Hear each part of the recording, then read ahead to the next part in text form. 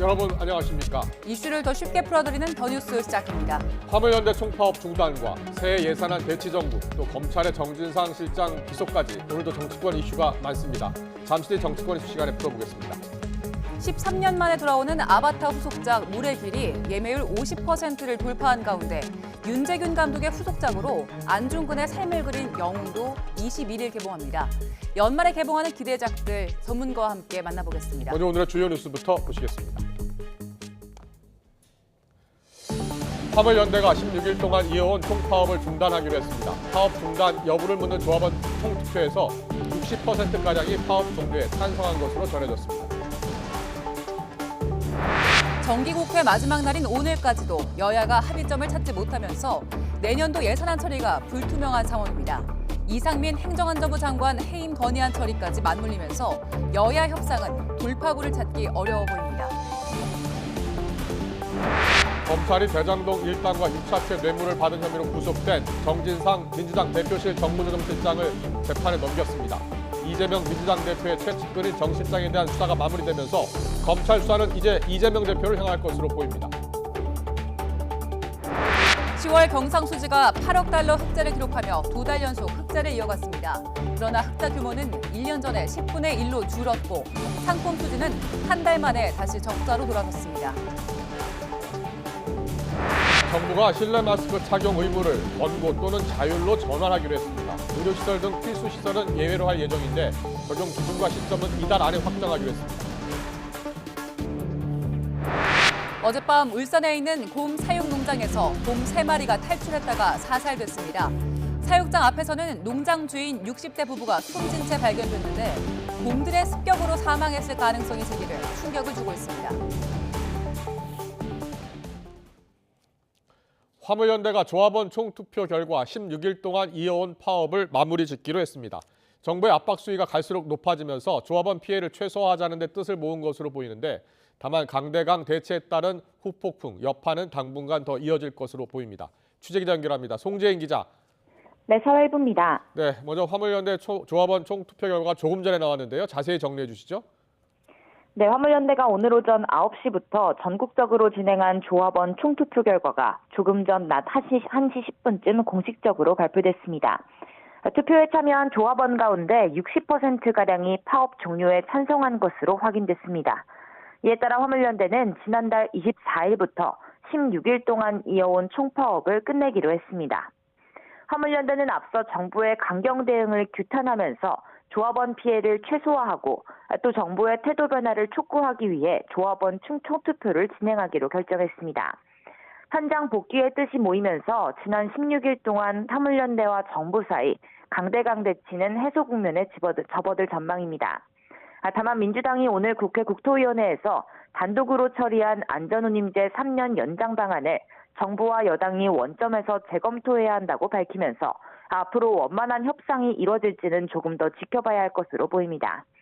또 정부가 화물연대 총파업을 집단 운송 거부 행위로 규정하고 업무 개시 명령을 내리는 등 압박 수위를 계속 높여온 데 대해 화물연대 측도 이미 법적 대응에 나선 만큼 대치의 후폭풍은 당분간 이어질 전망입니다. 지금까지 사회 일부에서 YTN 송재인입니다. 이처럼 화물연대가 16일 만에 파업을 철회하기로 한 배경에는 주요 항만의 컨테이너 반출입량은 물론 어제 업무 개시 명령을 발동한 철강도 완만한 회복세를 보이면서 파업 동력이 저하된 것이 가장 큰 영향을 미친 것으로 보입니다. 취재기자 연결합니다. 조태현 기자. 네, 조태현입니다. 화물연대의 집단 운송 거부에도 물류는 회복세를 보여왔다는 겁니까? 그렇습니다. 화물연대 총파업이 시작되고 전국 12개 주요 항만의 컨테이너 반출입량은 급감하는 모습을 보였습니다. 하지만 업무 개시 명령이 내려진 이후로는 회복세를 이어갔는데요. 어젯밤 기준으로 컨테이너 반출입량은 평소에 149%로 집계됐습니다. 특히 컨테이너 운송이 사실상 전면 중단됐던 광양항 역시 127%를 기록하는 등 물통량을 완전히 회복했습니다.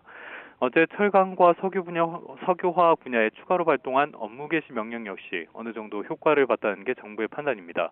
특히 철강 제품 출하의 회복 속도가 빨랐는데요. 현대제철은 오늘부터 정상 출하가 이뤄지고 있고요. 세아제강 포항 공장은 평소의 80%, 순천 공장은 50% 수준을 되찾았습니다. 포스코 역시 절반 이상으로 되돌아간 상태입니다. 그동안 정부의 압박도 계속 이어졌던 거죠? 그렇습니다. 오늘도 고강도의 압박이 이어졌는데요. 원희룡 국토교통부 장관이 오늘 오전 자신의 SNS에 글을 올렸습니다. 정부와 여당이 제안했던 안전운임제 3년 연장은 무효가 됐다면서 선을 그었는데요. 정부가 지난달 3년 연장을 제안했지만 제안 직후에 화물연대가 집단 운송 거부에 돌입한 만큼 제안이 무효가 됐다는 겁니다. 인천 서구 원당동 건설 현장에서 진행한 간담회에서는 산업 현장을 일방적으로 중단시켜 나라에 마비를 가져오는 관행이 반복돼서는 안 된다고 강조했는데요. 그러면서 화물연대가 파업을 철회하더라도 건설 현장 내에 잘못된 악습과 관행을 바로잡겠다고 말하기도 했습니다. 또 화물연대와 함께 동조 파업에 나선 건설 노조를 향해서도 독점에 가까운 지위로 작업을 방해하겠다고 공언했다며 지난 몇 년 동안 정부가 피해자 보호보단 이런 문제를 공공연히 비호했다고 주장했습니다. 이어서 노조의 불법 행위에 대해선 회계 감사와 수사권을 발동하고 행정조사를 할 수 있는 권한을 두겠다며 잘못된 관행에 타협하지 않겠다고 강조했습니다. 지금까지 경제부에서 YTN 주태현입니다. 정기국회 마지막 날인 오늘까지도 내년도 예산안 처리 여부가 불투명합니다. 예산안과 이상민 행안부 장관에 대한 해임 건의안 처리를 두고서 여야가 여전히 평행선을 달리고 있기 때문입니다. 국회 연결합니다. 김승환 기자. 네, 국회입니다. 네, 원래 오후 2시가 본회의 개의 시간이었는데요. 회의가 안 열리고 있는 거죠? 네, 일단 지금 당장 본회의 개의는 어렵다고 봐야 할 것 같습니다. 여야 원내대표는 오전 정책위 의장과 2+2 회동에 이어서 국회의장실에서 잇따라 만나 막판 협상을 벌였습니다. 하지만 양당 원내대표는 예산안과 해임 건의안 처리를 두고 의견을 좁히지 못한 채 고성까지 주고받았고 빈손으로 헤어졌습니다. 의견 전혀 못 좁혔습니다. 법인세에 관해서 민주당이 요지부동이고 민주당은 중재안 수용도 불가능하다고 입장 표명이 있었고. 그 안에서 구성이 좀 들렸냐고 어떤 지금 의장께서는 이제 방금 제가 드린 말씀과 관련해서는 예산안 처리가 우선이다 이 말씀을 강하게 주시고 고집하셔가지고. 오후에 여야 원내대표가 다시 만나서 논의하기로 했지만 민주당은 오후 2시까지 합의되지 않으면 단독 수정안을 내겠다고 국회의장에 말한 상태입니다. 정기국회 마지막 날인 오늘 안에 예산안을 처리하는 게 사실상 어려워 보이는데 이렇게 되면 지난 2014년 국회 선진화법 도입 이후 처음으로 정기국회 회기 안에 예산안을 처리하지 못하게 되는 셈입니다. 화물연대 파업의 핵심 쟁점이라고 할 수 있는 안전운임제 3년 연장을 두고도 여야가 맞붙었죠? 네, 민주당은 안전운임제 3년 연장과 관련해서 국민의힘 의원들이 불참한 가운데 국토위 전체 회의를 열어서 안건을 통과시켰습니다. 민주당은 정부 여당안을 당에서 수용한 만큼 당연히 동의할 줄 알았다면서 말바꾸기라고 맹비난했습니다. 대통령실의 일방적인 지침을 그대로 따르는 여당으로서는 있을 수 없는 무기력한 정치력만 지금 보여줄 뿐이다. 국민의힘 의원들은 따로 기자회견을 열고 선복귀 후 논의 원칙을 재차 밝히면서 화물연대 파업의 책임론을 강조했습니다. 더 이상 갈 데가 없으니까 이렇게 슬그머니 들어와서 3년 연장안을 민주당이 먼저 통과시켜주면 이제 찬성으로 돌아서는 거. 이거는 저희가 이런 행태는 더 이상 묵과할 수가 없다는. 조금 전 화물연대 총투표에서 업무 복귀로 결론이 난 만큼 여야가 한데 테이블에 모여서 논의를 시작할 수 있을지 주목됩니다. 지금까지 국회에서 YTN 김승환입니다. 대장동 일당과 유착해 뇌물을 받은 혐의로 구속된 이재명 민주당 대표의 최측근 정진상 정무조정실장이 조금 전 재판에 넘겨졌습니다. 구속 때와 마찬가지로 뇌물과 부패방지법 위반 등의 혐의가 적용됐습니다. 취재기자 연결합니다. 김다현 기자. 네, 서울중앙지방검찰청입니다. 네, 정 실장이 구속기간 만료를 이틀 앞두고 결국 재판에 넘겨졌네요. 네, 서울중앙지검 반부패 수사 1부는 조금 전 정진상 정무조정실장을 구속 기소했습니다. 통상 검찰은 최장 20일인 구속기간을 꽉 채워 조사한 뒤 재판에 넘기지만 정 실장의 구속기간이 휴일인 일요일에 끝나는 만큼 이틀 먼저 기소한 겁니다. 혐의는 뇌물과 부패방지법 위반 등 4가지로 앞서 구속영장 청구서에 적시했던 것과 크게 다르지 않지만 뇌물 액수가 늘었습니다. 검찰은 정 실장이 지난 2013년부터 재작년까지 유동규 전 성남도시개발공사 본부장에게서 각종 사업 추진 등 편의를 제공한 대가로 7차례에 걸쳐 2억 4천만 원을 받았다고 판단했습니다. 구속 이후 조사 과정에서 1억 원을 추가로 수수한 정황이 드러난 겁니다. 이 밖에 대장동 사업에 특혜를 제공하는 대가로 개발이익 일부인 428억 원을 공동으로 약정받은 혐의도 그대로 적용됐습니다. 남욱 변호사를 비롯한 민간 사업자에게 위례 신도시 개발 정보를 흘려 개발 수익 210억 원을 얻게 하거나 지난해 대장동 의혹이 불거졌을 당시 유 전 본부장에게 휴대전화를 버리라고 지시한 혐의도 받습니다. 따라서 뇌물을 공여하고 정 실장의 지시로 휴대전화를 밖으로 던진 유 전 본부장도 함께 재판에 넘겨졌습니다. 불법 대선 자금 수수 혐의를 받는 김용 전 민주연구원 부원장에 이어 정 실장까지 검찰은 이재명 민주당 대표의 측근을 모두 재판에 넘기게 됐는데요. 정 실장은 그동안 터무니없는 주장이라며 검찰 조사에서 혐의를 적극적으로 부인했는데 구속 적부심 청구가 기각된 뒤엔 재판에서 소명하겠다며 구체적인 진술을 거부해온 거로 전해졌습니다. 치열한 법정 싸움이 예상되는 가운데 이 대표를 정 실장과 정치적 공동체로 묶은 검찰은 이 대표가 금품 수수 사실을 알거나 관여했는지 대장동 일당과 유착 관계를 맺었는지 등을 추가로 들여다볼 전망입니다. 지금까지 서울중앙지검에서 전해드렸습니다.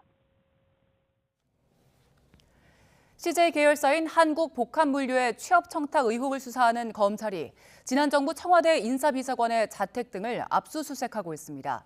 검찰은 이 사건에 노영민 전 대통령 비서실장이 연루됐다고 보고 앞서 출국 금지 조처도 내렸는데 수사가 점차 확대되는 모습입니다. 취재기자 연결합니다. 임성호 기자. 네, 서울중앙지검입니다. 검찰이 강제 수사에 나선 곳이 구체적으로 어디입니까? 네, 문재인 정부 청와대에서 인사비서관을 지낸 A씨의 주거지와 또 경기도 중앙협력본부장 B씨의 서울 여의도 사무실 등입니다. 경기도 중앙협력본부장 B씨는 더불어민주당 중진 의원의 보좌진 출신으로 지난해 행정안전부 정책보좌관을 역임한 인물이기도 합니다. 특히 앞서 취업 청탁 의혹에 휩싸인 이정근 전 민주당 사무부총장의 후임으로 CJ 계열사인 한국복합물류에서 상임고문을 지냈습니다. 검찰은 B씨 역시 이 전 부총장과 마찬가지로 청탁을 받아 한국복합물류에 채용된 취업 대상자라고 의심하고 있습니다. 이 전 부총장 외에도 한국복합물류에 다른 야권 인사가 부정하게 취업한 정황을 포착해 관련 증거를 확보하고 있는 겁니다. 검찰은 일단 오늘 압수수색 대상에 포함된 전직 청와대 인사비서관 A씨가 B씨의 한국복합물류 취업 과정에 개입한 게 아닌지 들여다보고 있습니다. 하지만 검찰은 앞서 이 전 부총장의 특혜 취업 의혹에선 노영민 전 대통령 비서실장이 연루됐다고 보고 있습니다. 지난달 국토교통부와 한국복합물류 사무실, 또 다른 전직 청와대 인사비서관의 자택과 사무실 등을 압수수색할 때도 노 전 실장을 업무방해 혐의 피의자로 적시했고 출국 금지 조처도 한 것으로 알려졌습니다. 노 전 실장이 청탁을 받고 국토교통부를 통해 압력을 넣어서 전문성이 없는 인사가 한국복합물류 고문에 채용됐도록 했다는 게 검찰의 의심입니다. 검찰 관계자는 기업의 인사 채용 권리가 정해진 절차에 따라 지켜졌는지가 위법성을 판단하는 기준이라고 밝히기도 했습니다. 검찰이 추가 압수수색에 나서면서 노 전 실장에 대한 사실관계 조사도 불가피할 것으로 보입니다. 지금까지 서울중앙지검에서 YTN 임성호입니다. 이태원 참사를 수사하는 경찰청 특별수사본부가 앞서 한 차례 구속영장이 기각된 서울 용산경찰서 전 112 상황실장을 오늘 피의자 신분으로 불러 조사하고 있습니다. 조만간 이임재 전 용산경찰서장에 대한 추가 조사도 예고했는데 이들의 신병을 확보하는 데 사활을 건 모양새입니다. 자세한 상황은 취재기자 연결해서 알아봅니다. 김태원 기자. 네, 경찰청 특별수사본부입니다. 이미 한 차례 구속영장이 기각된 피의자를 특수본이 다시 불러서 조사하고 있다고요? 네, 특수본은 앞서 오전 9시 반쯤부터 서울 용산경찰서 전 112 상황실장을 피의자 신분으로 불러 4시간 가까이 조사를 이어가고 있습니다. 앞서 지난 5일 이임재 전 용산경찰서장과 함께 구속을 면했는데 특수본이 기각 나흘 만에 상황실장을 다시 불러 조사하고 있는 겁니다. 상황실장은 참사가 우려된다는 112 신고가 빗발치는데도 현장에서 차도로 쏟아져 나오는 사람들을 인도로 올라가게 해 오히려 밀집도를 높이는 등 부적절하게 대응한 혐의를 받는데요. 그러나 구속영장이 기각되면서 특수본이 이 혐의를 제대로 소명하지 못한 거 아니냐는 지적도 나오고 있습니다. 이에 특수본은 신병을 확보하지 못한 용산서 전 상황실장을 처음으로 다시 불러 영장을 다시 신청할 준비에 총력을 기울이는 모습입니다. 특수본은 오늘 기자간담회에서 이임재 전 서장 역시 조만간 다시 불러 조사하겠다고 밝혔는데요. 이들의 업무상 과실치사상 혐의를 소명할 법리를 전반적으로 가다듬으면서 이 전 서장에 대해서는 허위 공문서 작성 혐의를 추가하는 것도 검토하고 있습니다. 이 전 서장은 참사 당일 밤 11시 5분쯤에야 이태원 파출소에 도착했지만 참사 직후 현장에 도착했다고 상황 보고서에 허위 기재한 의혹을 받고 있는데요. 이 부분 혐의를 추가해 다시 승부를 봐야 하는 만큼 시간이 좀 걸릴 것으로 보이는데 특수본은 이번 주를 넘겨 영장을 재신청하게 될 거라고 밝혔습니다. 또 이 전 서장 등의 신병을 확보하는 데 실패하면서 다른 주요 피의자들에 대한 구속영장 신청도 줄줄이 밀리고 있습니다. 애초 이 전 서장의 신병 확보를 발판 삼아 함께 업무상 과실치사상 혐의를 받는 다른 피의자들 수사에도 속도를 내려 했지만 이 계획이 틀어진 겁니다. 특히 재난안전법상 1차적인 관리 책임과 조치 의무를 지는 박희영 서울 용산구청장과 최성범 용산소방서장 등이 다음 신병 확보 대상으로 대표적으로 꼽혔는데요. 현재로선 이들에 대한 구속영장을 언제쯤 신청할 수 있을지도 미지수입니다. 특수본이 피의자를 재조사하는 등 혐의 다지기에 본격적으로 나선 가운데 이들의 신병 확보에 성공해 수사가 탄력을 받을 수 있을지 아니면 혐의 소명에 실패하면서 윗선으로 수사를 확대하는 데도 차질이 빚어질지 주목됩니다. 지금까지 경찰청 특별수사본부에서 YTN 김태원입니다. 이태원 참사 당시 출동한 119 구조대원들의 바디캠 등 현장 소방 영상이 국회 국정조사 특별위원회에 제출됐습니다. 서울 용산경찰서는 국정조사 특위위원 3분의 1 이상 요구에 따라 참사 당일 현장 영상 자료를 공개했습니다. 영상 자료는 지난 10월 25일 참사 당일 밤 11시 6분부터 다음 날 오전 0시 47분까지 1시간 40여 분 분량 바디캠과 함께 구급차 이송 당시 CCTV, 이태원 119 안전센터 CCTV 등 모두 35GB 분량입니다. 어젯밤 울산 울주군에 있는 곰 사육 농장에서 곰 3마리가 탈출했다가 사살됐습니다. 사육장 앞에서는 농장 주인 60대 부부가 숨진 채 발견됐는데 경찰은 곰 습격 가능성을 조사하고 있습니다. 차정윤 기자입니다. 울산시 울주군의 한적한 마을. 농장 철문이 자물쇠로 굳게 잠겨 있고 경찰차가 주변을 배회합니다. 이 농장을 탈출한 곰 3마리가 발견된 건 어젯밤 9시 반쯤입니다. 곰 사육 농장을 운영하는 부모님과 연락이 닿지 않는다는 딸의 신고를 받고 출동한 경찰이 현장을 방문했다가 탈출한 곰 3마리를 목격한 겁니다. 사육장 앞에서는 농장을 경영하는 60대 부부가 외상을 입고 숨진 채 발견됐습니다. 경찰은 곰에게 습격을 받아 참변을 당했을 가능성을 조사하고 있습니다. 경찰은 민간 엽사를 동원해 우리 밖으로 나온 곰 2마리와 우리 안에 있던 1마리까지 2시간 만에 모두 사살했습니다. 해당 농장은 당국에 신고하지 않고 불법으로 곰을 기르던 것으로 확인됐습니다. 일단 사육실 등록 자체가 등록하지 않은 곳이어가지고 불법으로 사육을 하고 있다고 보시면 됩니다. 울주군은 어젯밤과 오늘 새벽 인근 주민에게 외출 자제를 당부하는 문자 메시지를 발송하고 탈출한 곰이 더 있는지 수색하고 있습니다. YTN 차종윤입니다.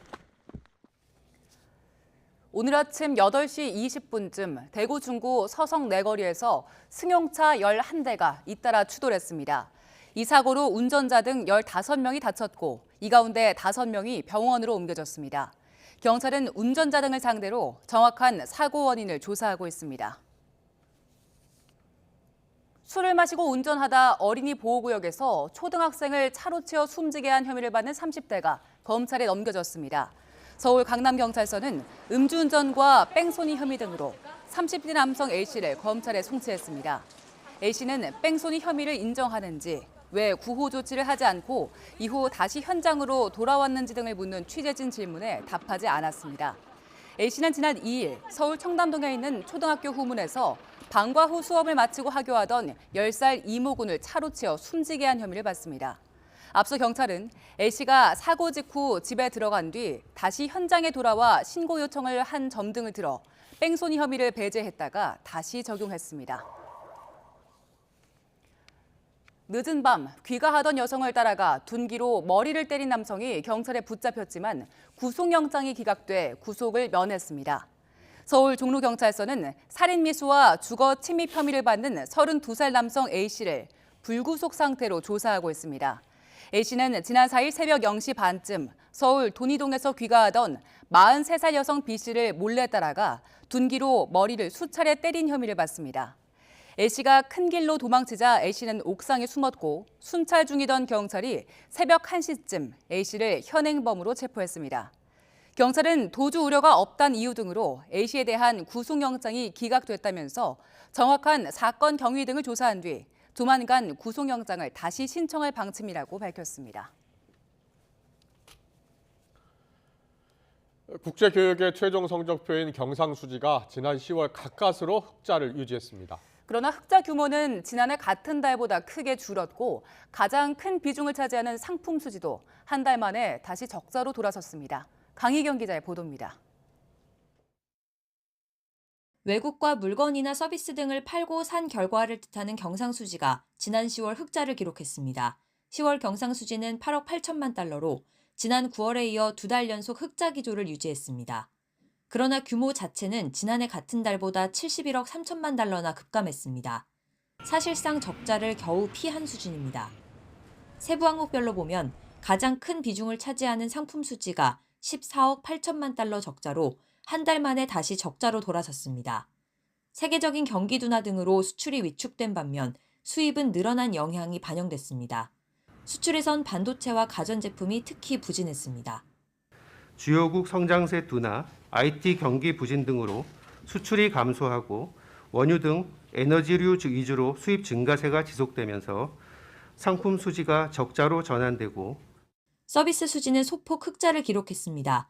그러나 1년 전보다 흑자폭이 많이 줄었는데 코로나19 방역이 완화돼 해외여행이 늘면서 여행 수지 적자 규모가 커진 탓입니다.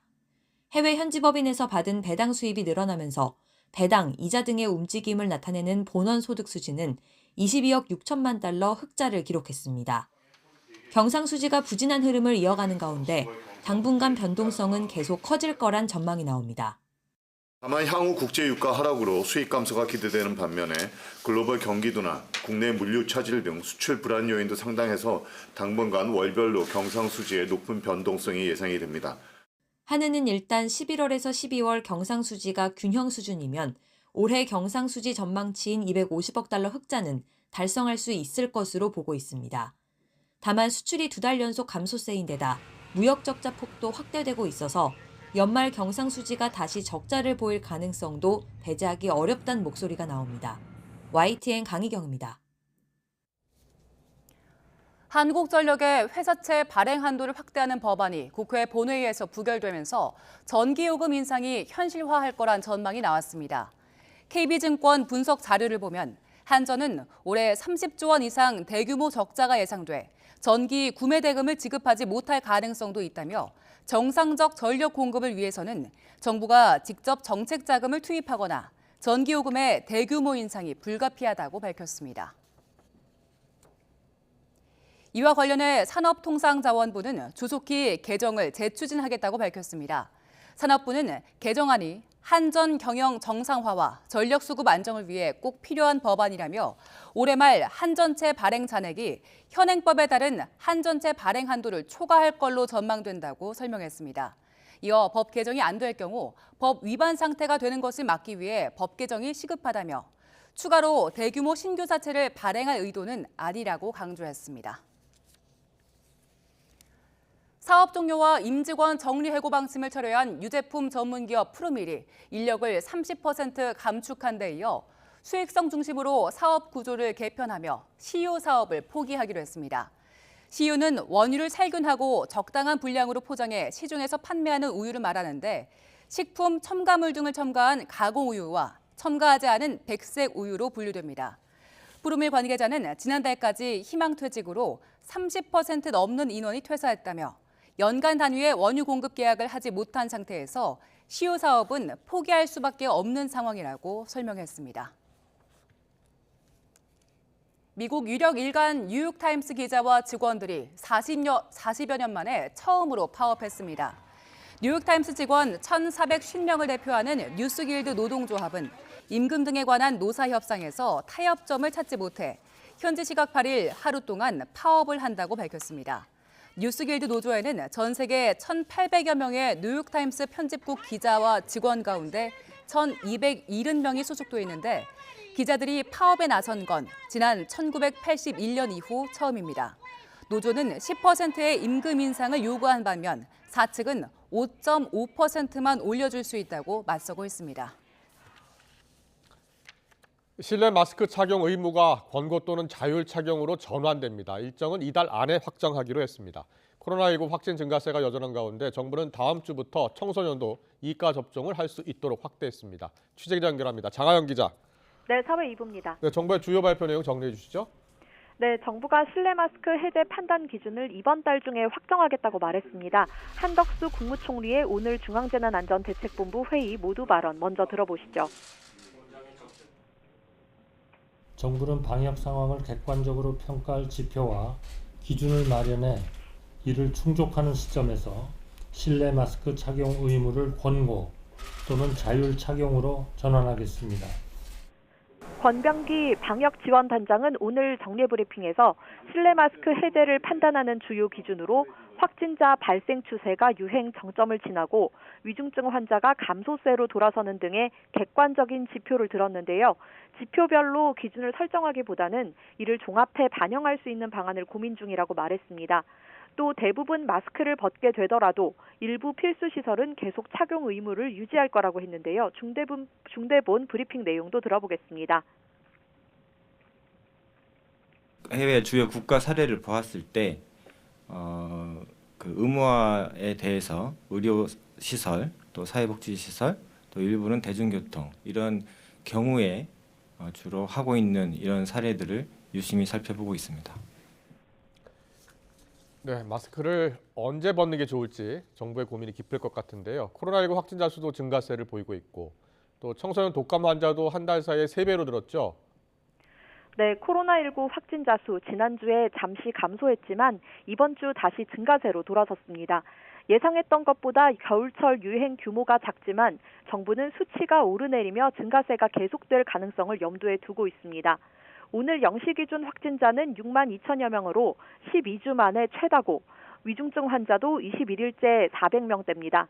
거기다 청소년 독감 환자가 1000명당 58.1명으로 최근 한 달 사이 3배 급증한 걸로 나타났습니다. 독감 유행세도 실내 마스크 해제 여부 판단에 중요한 변수가 될 걸로 보입니다. 정부는 마스크 해제 요건으로 2가 백신 접종을 강조했습니다. 현재는 18세 이상 성인만 2가 백신을 맞을 수 있는데요. 12살에서 17살 청소년도 다음 주 월요일부터는 2가 백신을 맞을 수 있다고 오늘 발표했습니다. 중대본은 특히 면역 저하자와 기저질환자에 대한 접종을 권고하면서 오늘 의료진용 안내문을 작성해 각 병원에 보내겠다고 설명했습니다. 또 60살 이상은 반드시 2가 백신을 접종해달라고 말했는데요. 최근 일주일 동안 사망자 가운데 60살 이상의 비율은 96%로 대다수를 차지하고 있습니다. 60살 이상의 2가 백신 접종률은 현재 24%로 목표인 50%의 절반 수준입니다. 지금까지 사회 2부에서 YTN 장하영입니다. 네, 실내에서 마스크를 벗게 되면 당장 일상이 참 홀가분해질 것 같습니다.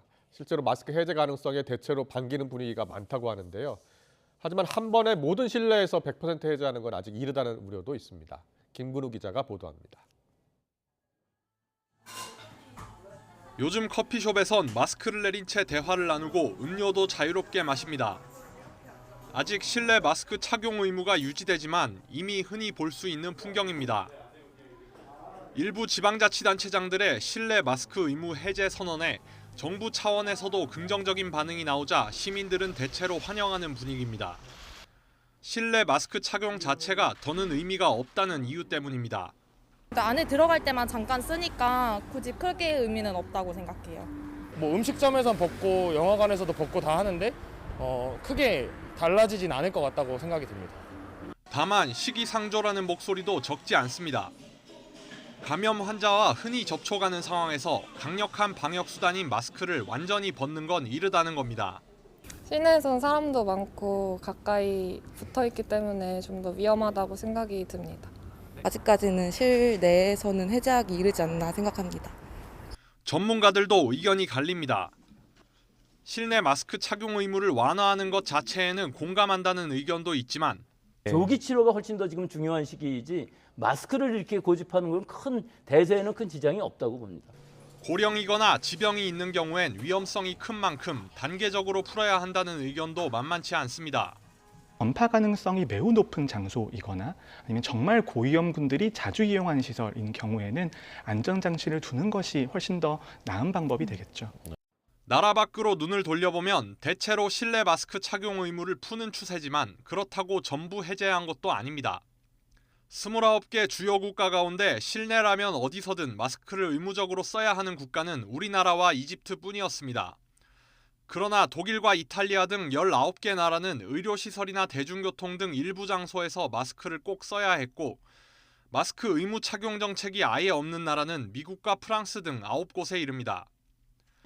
정부는 앞으로 실내 마스크 착용 기준을 개편한다는 방침인데 감염 추세는 물론 국민과 전문가 여론 그리고 해외 사례들도 고려 대상이 될 전망입니다. YTN 김근우입니다.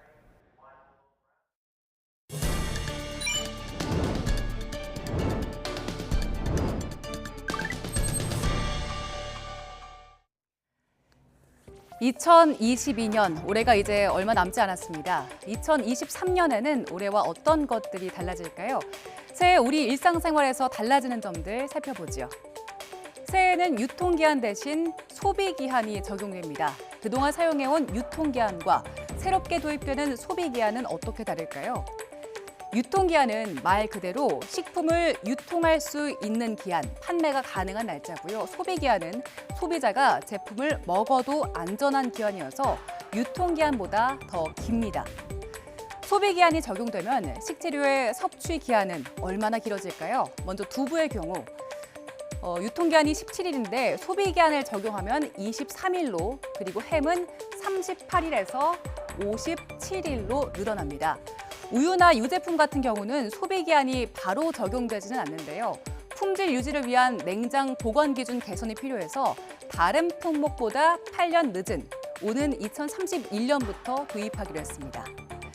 소비기한이 적용되면 제품에 표시된 보관 방법을 잘 지키고 소비기한을 넘긴 음식은 먹지 않는 게 좋고요. 또 소비기한 표시 시행일 이전에 제조된 제품들이 유통기한이 적혀 있어서 당분간 유통기한과 소비기한이 혼재될 수 있으니까 먹기 전에 날짜를 꼼꼼하게 확인하시는 게 좋겠습니다. 자, 그리고 2023년부터는 모든 대학의 입학금 제도도 사라집니다. 지난 2019년 고등교육법 일부 개정 법률안이 국회 본회의를 통과한 뒤 국공립대부터 단계적으로 입학금을 폐지해 왔는데요. 이제 모든 대학에서 입학금을 거둘 수 없는 겁니다. 그동안 학생들과 학부모들 사이에서는 입학금의 책정 근거와 사용 목적이 불분명하다는 문제 제기가 꾸준히 있었는데요. 지난 2017년 교육부의 사립대 입학금 실태 조사를 보면 입학금의 33.4%가 입학과는 관련 없는 용도로 사용한 걸로 알려졌습니다. 학생들의 부담이 조금이나마 줄면 좋겠습니다. 자, 그리고 새해 최저시급은 얼마나 오를까요? 올해보다 460원 오른 9,620원으로 결정됐고요. 주휴수당을 포함한 실질 최저임금은 시급 11,555원인데 월급으로 환산하면 201만 580원입니다. 군 장병들의 월급도 오릅니다. 올해 67만 6,100원이었던 병장의 월급은 100만 원이 되고요. 여기에 자산 형성을 돕는 내일준비적금의 정부 지원금도 올라서 월 최대 30만 원까지 지원됩니다. 이렇게 되면 병장의 월급은 정부 지원금을 포함해서 최대 130만 원이 될 걸로 보입니다. 상병 월급은 61만 200원에서 80만 원으로, 그리고 일병은 55만 2,100원에서 68만 원이 되고요. 이병은 51만 100원에서 60만 원으로 각각 오릅니다.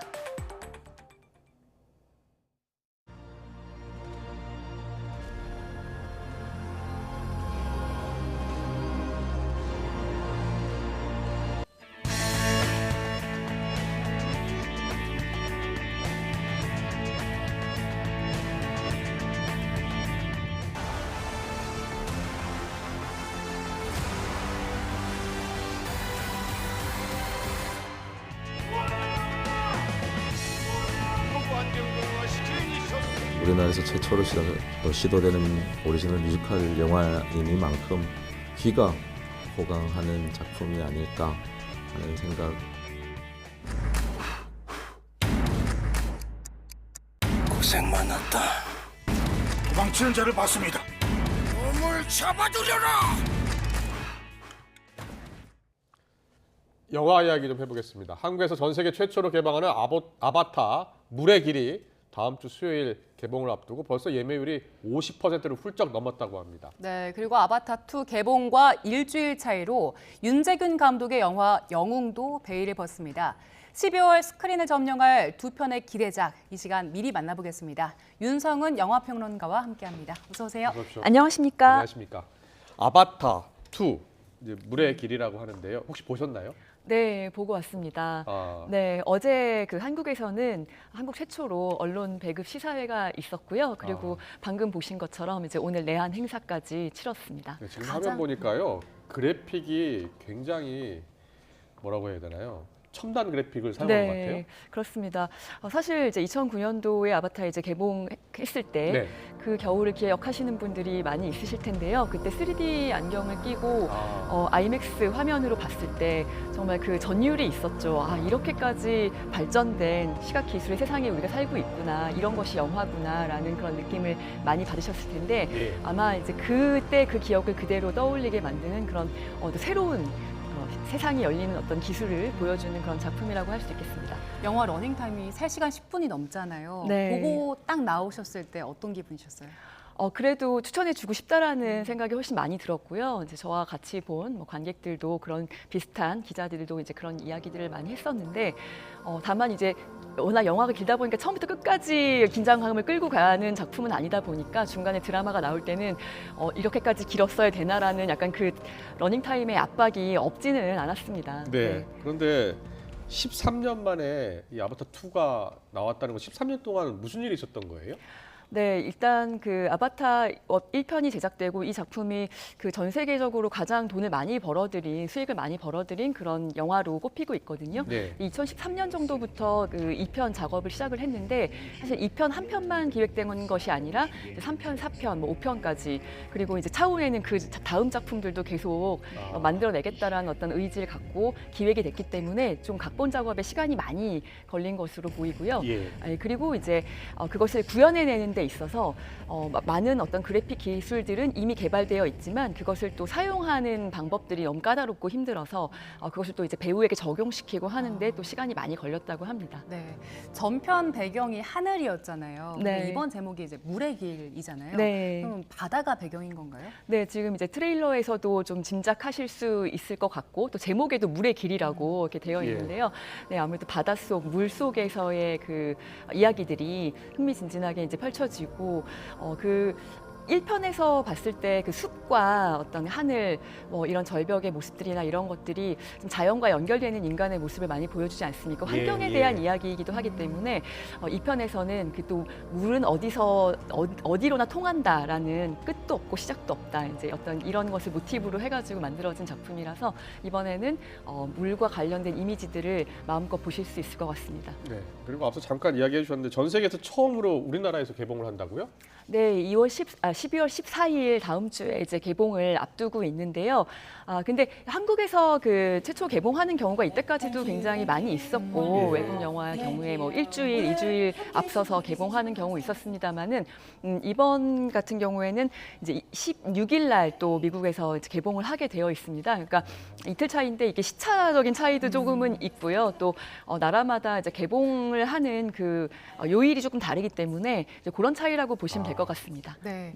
영화 제작비도 상당하더라고요. 2조 원이 넘는다고요? 네, 그래서 뭐 1초당 2억 원이 넘는 그 제작비를 들였다라고 이야기를 하는데 정말 엄청난 금액이긴 하죠. 그렇지만 이제 1편이 벌어들인 수익을 봤을 때 전 세계적으로 뭐 이 제작비를 넘어서기 때문에 어떤 그 물가 상승률을 계산한다고 했을 때, 그리고 또 뭐 한국뿐만이 아니라 그동안의 뭐 극장 관람료라든가 이런 것들을 다 계산을 해봤을 때 뭐 이 정도는 벌어들일 수 있기 때문에 그런 자신감으로 그 정도의 금액을 투자한 것이 아닌가 보여집니다. 네. 배우들은 어떻게 됐어요? 바뀌었어요? 아니면 새로운 배우들이 나와요? 배우들은 그 이제 1편에 그런 배우들이 또 계속 출연을 하는데요.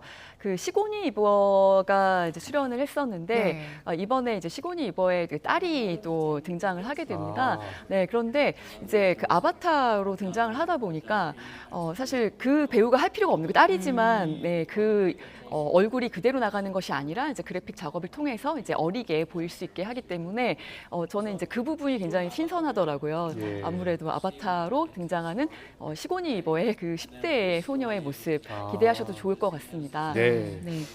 지금 저희가 앞서 제작비 얘기를 했었는데 그러면 네. 이 영화 손익분기점은 어떻게 되나요? 손익분기점은 지금 한 20억 달러 정도로 제가 계산 좀 찾아봐야 되는데요. 네, 그 정도로 지금 보고 있습니다. 네. 우리 영화 이야기 해볼까요? 윤재균 감독의 영웅. 우리 안중근 의사 이야기죠. 네, 그렇습니다. 사실 영웅은 뮤지컬로 미리 잘 알려져 있는 작품이었기 때문에 뮤지컬 좋아하시는 분들은 다 아실 텐데요. 예. 뭐 2009년에 이 작품도 처음 그 공연을 올리고 지금까지도 계속해서 사랑받고 있는 그런 창작 뮤지컬입니다. 예. 네, 우리가 이제 안중근 의사에 대해서 많이 아는 것 같지만 사실 이 결심을 하고 그리고 사형당하기까지 1년 동안의 일들을 세세하게 잘 모른다는 생각을 저는 많이 했거든요. 네. 이 작품을 보시면 그 단지 동맹무로부터 시작해서 이토 히로부미를 처단하기까지 그리고 또 사형 선고를 받기까지의 어떤 과정들이 잘 나타나 있고 그리고 이제 어머니와의 관계도 뒷부분에는 어머니가 또 아들을 잃는 심정 그러나 그것이 이제 국가를 위한 것이기 때문에 어머니의 편지도 나오고 또 어머니 눈물도 나오고 하는 그런 부분에 있어서는 또 참 우리 국민이라면 다 공감할 수 있는 그런 정서를 가진 영화라고 말씀드리고 싶습니다. 뮤지컬이 2009년부터 시작했는데 그때부터 안중근 역할 맡았던 정성화 배우가 주인공으로 캐스팅됐죠? 네, 그렇습니다. 뮤지컬 배우가 이 뮤지컬 영화의 또 주인공까지 맡았다라는 점도 저도 강조드리고 싶은 그런 부분인데요. 사실 그 한국에서 뮤지컬 영화가 외국 개봉작들은 참 잘 되고 많은 분들이 좋아하셨는데 한국에서 만들어질 수 있을까 좋아할까 의문이었는데 가장 중요한 것은 뮤지컬 영화에서 역시 음악성 아니겠습니까? 네, 그런데 일단은 이미 성공한 그 뮤지컬의 음악을 가져왔기 때문에 그 음악에 대해서는 또 자신이 있고 그걸 또 노래로 소화해내는 그런 배우가 정성화 씨라서 더욱 이 작품이 지금 굉장히 웅장함을 더하고 또 울림을 더하는 것 같습니다. 네, 기대가 됩니다. 이 아바타하고 이제 이 영웅하고 어떻게 보면 승부를 펼쳐야 되잖아요. 네, 어떻게 예상하세요? 그렇죠. 이제 연말에 승부를 펼치게 됐는데 너무 다른 결의 작품이기 때문에 뭐 두 편 중 한 편만 볼 거라고 생각하시는 분은 없으실 것 같고요. 이제 취향에 따라서 이런 SF 영화나 이제 그래픽이 많이 들어가는 영화를 좋아하시는 분들은 이제 아바타를 선택할 것이고 그런 작품들에 또 안 좋아하시는 분들도 있거든요. 좀 더 한국적인 정서가 많이 담긴 작품을 원하시는 분들은 영웅을 선택하실 것 같은데 스코어로 보자면은 아바타가 앞설 수밖에 없을 거라고 생각하지만 네, 그렇지만 영웅도 분명히 많은 분들이 좋아해 주실 것으로 저는 생각하고 있습니다. 네, 많은 분들이 기대하시는 이유 중에 하나가 이게 윤재균 감독이 8년 만에 다시 돌아온 거여서 또 주목을 받잖아요. 그렇습니다. 뭐 윤재균 감독 하면은 뭐 국제시장 한 편만으로도 참 대중성 있는 영화를 잘 만드는 그런 감독인데 뭐 우리가 신파라고 하면은 상당히 올드한 것으로 낡은 것으로 취급하고 좀 보기 싫어하는 경향들도 있지만 그걸 잘 만들면 정말 폭발적인 흥행력이 있거든요. 그래서 이제 이번 영웅은 사실 이전까지 작품만큼 막 그렇게 뭐 쥐어짜는 듯한 심판 아니지만 우리가 절절하게 공감할 수 있는 어머니와 자식과의 관계 그리고 조국을 위한 마음 이런 것들이 드러나서 저는 그런 부분에 있어서 너무 과하지 않는 정도의 선에서 멈췄다는 생각을 해봤습니다. 알겠습니다. 그리고 지금 박스오피스 1위가 올빼미라는 한국 영화잖아요. 지금 200만 돌파했잖아요. 네. 근데 지금 흥행가도 계속 달리고 있다면서요. 네, 벌써 오늘 그러니까 어저께까지로 박스오피스 지금 16일째 1위를 지키고 있습니다. 다른 개봉작들이 분명히 있음에도 불구하고 이것은 이제 처음 봤던 관객들보다 뭐 주말 관객 수가 늘어난다던가 이런 식으로 그 입소문을 타고 있다라는 것을 증명해주고 있는 작품인데요. 예. 이 작품 오랜만에 보는 한국 스릴러 사극으로 예. 보시면 될 것 같습니다. 예, 예. 그 소현세자의 죽음을 둘러싼 의문들, 그 역사책에 기록되지 않은 부분들을 참 그 팩션으로, 그 픽션을 많이 가미해가지고 만든 그런 작품인데요. 일단은 낮에는 전혀 볼 수 없고 밤에는 조금은 볼 수 있는 그런 그 침술사가 등장한다라는 것도 굉장히 흥미로운 설정이고요. 네, 또 스릴 넘치는 긴장감 넘치는 장면에서의 연출이 아주 뛰어나서 많은 분들이 호평하고 있는 작품입니다. 영화를 보고 나와서 화장실 갔더니 그 유해진 배우가 왕을 맡았잖아요. 유해진 배우 연기 얘기를 정말 많이 하더라고요. 네, 그동안은 사실 최근에 공조2 같은 작품에서 그냥 이렇게 뭐 마치 애드립처럼 쳐대는 그런 아주 유머러스한 대사 그런 모습들로 많이 기억을 하실 텐데 이번에는 그런 모습들이 전혀 기억나지 않을 정도로 그 여러 가지의 스펙트럼이 있는 그런 연기를 보여줘서 제가 많이 말씀드리면 좀 스포일러가 될까 봐 네, 무서운 모습 또 아버지로서의 모습 이런 것들이 다양하게 등장하는 그런 캐릭터를 잘 소화해줬습니다. 네, 저희가 3편 살펴봤는데 이 영화 말고도 이번 주말에 보면 좋을 만한 영화 어떤 게 있을까요? 이번 주말에 보면 좋을 영화요. 이 3편 말고 일단은 2편은 개봉을 안 했기 때문에 저는 이제 압구정이라는 영화도 지금 개봉하고 있는데요. 마동석 씨가 또 이제 주변을 맡았는데 마동석 씨 하면 액션 배우로 우리가 많이 인식되어 있지만 여기서는 또 마동석 씨 역시도 좀 그 애드립처럼 마치 이야기하는 그런 여러 가지의 그 슬랩스틱 코미디 같은 것들도 있고 그리고 이제 대사의 말맛을 잘 살리는 그런 그 배우인데 이번에는 액션보다는 그 대사의 묘미를 살리는 코미디 배우로서의 면모를 많이 보여주는 영화입니다. 네, 요새 뭐 우리 워낙 K 컨텐츠가 잘 나가니까요. 네. 꼭 흥행에 성공을 했으면 좋겠습니다. 윤성은 영화평론가와 함께했습니다. 잘 들었습니다. 감사합니다. 연일 따뜻한 서풍이 유입되면서 예년보다 온화한 날씨가 이어지고 있습니다. 오늘 서울 기온이 10.2도까지 올라서 예년 기온을 5도가량 웃돌고 있는데요. 주말인 내일 낮까지는 추위 걱정 없이 야외 활동하기 수월하겠습니다. 하지만 내일 밤부터 북서쪽에서 찬 공기가 유입되겠고 일요일에는 서울 아침 기온이 영하 4도까지 떨어지는 등 날이 다시 추워지겠습니다. 옷차림 따뜻하게 해주시고요. 체온 조절에 신경 써주시기 바랍니다. 오늘과 내일 추위는 주춤하지만 미세먼지에 대한 주의가 필요합니다. 대기 정체에 중국발 스모그가 유입되면서 오늘은 서쪽 대부분 지역의 대기질이 탁하겠고요. 내일은 호남과 제주 등 일부 남부지방의 초미세먼지 농도가 나쁨 수준을 보이겠습니다. 먼지는 내일 밤부터 찬바람이 불면서 점차 해소될 것으로 보입니다. 내일 아침 기온은 오늘과 비슷하거나 조금 낮아 큰 추위는 없겠습니다. 서울 영하 1도, 대구 0도, 광주는 1도로 예상됩니다. 낮 기온은 오늘보다는 조금 낮겠지만 여전히 예년보다는 2에서 4도가량 높겠는데요. 서울 7도, 광주 10도, 부산은 14도까지 오르겠습니다. 내일 낮 동안에는 구름만 다소 지나겠지만 밤부터 찬 공기와 함께 서해상에서 비구름이 유입됩니다. 호남 서해안과 제주도에 1mm 안팎의 비가 살짝 지나겠고요. 일요일에는 다소 추운 날씨 속에 동해안을 중심으로 비나 눈이 내리며 대개 건조함이 해소될 전망입니다. 이후 다음 주는 기온이 내림세를 보이겠고요. 다음 주 중반에는 영하 10도 안팎의 강추위가 찾아오겠습니다. 이번 주 날씨가 다소 온화했던 터라 다음 주에 느껴지는 추위는 더 심할 것으로 보이니까요. 추위 대비 철저하게 해주시기 바랍니다. 지금까지 YTN 홍나진입니다.